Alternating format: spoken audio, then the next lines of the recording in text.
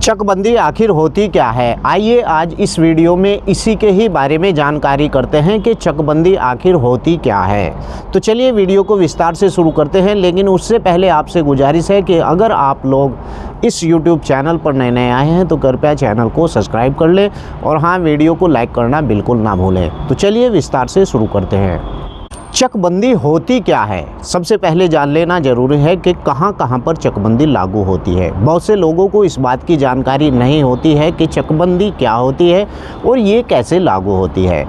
आपके गांव के अंदर अगर चकबंदी लागू हो रही है, जैसे कि उत्तर प्रदेश के 378 गांव के अंदर, जैसे कि उत्तर प्रदेश के 378 गांव के अंदर चकबंदी का आदेश उत्तर प्रदेश सरकार के द्वारा यानी कि जारी कर दिया है, तो चकबंदी इसी प्रकार से जारी की जाती है।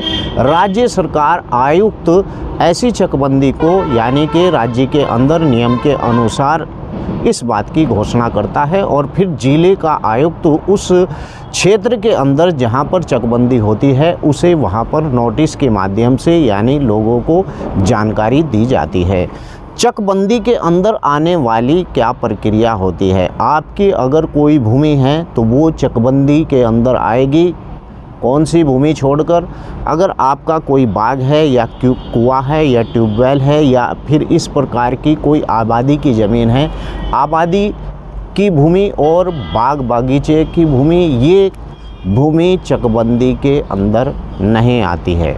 और इसी प्रकार से चकबंदी के अंदर वो भी भूमि नहीं आती हैं जो भूमि यानी कि ऐसी होती हैं जो भूमि सार्वजनिक उपयोग की पहले से ही छूटी हुई होती हैं। इस प्रकार की भूमि भी चकबंदी के अंदर नहीं आती है।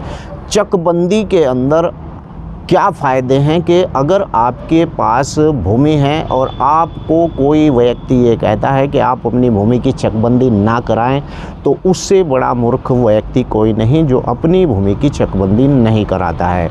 कुछ लालची लोग इसी मामले को लेकर जब चकबंदी प्रक्रिया शुरू होती है तो बाग बागीचा अपने खेतों के अंदर लगा देना शुरू कर देते हैं, लेकिन वो सोचते हैं कि उनकी भूमि वहीं पर रह जाएगी। तो मैं आपको दरअसल बता दूं कि चकबंदी का मकसद क्या होता है। सरकार चाहती है कि किसानों को ऐसी भूमि दी जाए जो भूमि यानी कि जिस भूमि के अंदर अच्छी पैदावार हो। किसान अपने खेतों के अंदर लगातार ऐसे केमिकल लगाता है जिससे कि 4 साल तो फसल अच्छी देती है भूमि, लेकिन उसके बाद भूमि के अंदर से वो पैदावार नहीं निकलती है, क्योंकि किसान अपने खेतों के अंदर हर समय जहर मिलाता रहता है। यही कारण है कि जल्दी ही वो भूमि बंजर हो जाती है। चकबंदी 30 या 40 सालों के अंदर आती है और सरकार इसी बात का ध्यान रखते हुए किसानों के हित में कि ऐसी भूमि जो बंजर बन चुकी है उस भूमि को एक तरफ निकाला जाता है और जो भूमि उपजाऊ होती है उस भूमि को किसानों को दिया जाता है, ताकि वो उस भूमि के ऊपर खेती किसानी कर सके और राज्य सरकार का रेवेन्यू भी लगातार बढ़ता रहे। अब चकबंदी ऐसी जगह पर होती है यानी कि चकबंदी के लोगों को ये लाभ होते हैं, जो किसान होते हैं उन्हें ये लाभ होते हैं कि अगर उसका कहीं पर खेत है यानी उसकी ज़मीन है और उस भूमि पर जाने के लिए कोई आम रास्ता नहीं है, या फिर उस भूमि पर यानी कि सिंचाई की व्यवस्था नहीं है, या फिर उस भूमि पर इस प्रकार से कोई विवाद है, तो ऐसे मामलों को लेकर चकबंदी के दौरान ऐसी भूमि जिन पर सिंचाई पहुंचने की यानी कि सुविधा नहीं है वहां पर सिंचाई पहुंच जाती है, और जिन भूमियों के ऊपर रास्ता नहीं है वहां पर रास्ता चकबंदी के माध्यम से दिया जाता है। चकबंदी के अंदर अगर आप ये सोच रहे हैं कि चकबंदी से लोगों को नुकसान होता है, वो नुकसान पहले हुआ करता था जब चकबंदी जरीब के माध्यम से होती थी। मैंने जरीब के ऊपर बहुत सी वीडियो बना रखी हैं, आप जाकर उन्हें देख भी सकते हैं कि जरीब कितने प्रकार की होती है, कैसी जरीब एक ऐसा मापन है जिससे भूमि को नापा जाता है। अब जरीब का मापन ऐसा हो गया है कि जैसे पिछले ज़माने में चकबंदी हुआ करती थी, अब उत्तर प्रदेश के अंदर भी अभी राज्य सरकार के द्वारा रोवर ड्रोन की टेक्नोलॉजी आने से ऐसा जो है चकबंदी की जाएगी कि लोगों को जहां पर वो ड्रोन जिस हिसाब से वहां की चकबंदी के लिए पैमाइश करेगा तो साथ साथ वो इस बात की भी जानकारी देगा रोवर ड्रोन कि किस क्षेत्र के अंदर भूमि उपजाऊ है और किस क्षेत्र के अंदर भूमि उपजाऊ नहीं है, इस बात की भी जानकारी देगा अगर रोवर ड्रोन के माध्यम से चकबंदी आपके उत्तर प्रदेश या किसी भी प्रदेश के अंदर हो रही हो।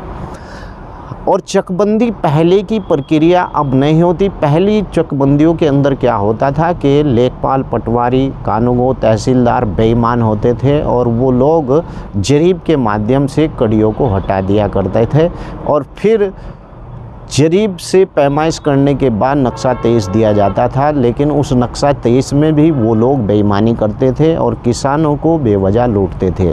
लेकिन रोवर ड्रोन की चकबंदी होने से बहुत आपको लाभ होने वाला है।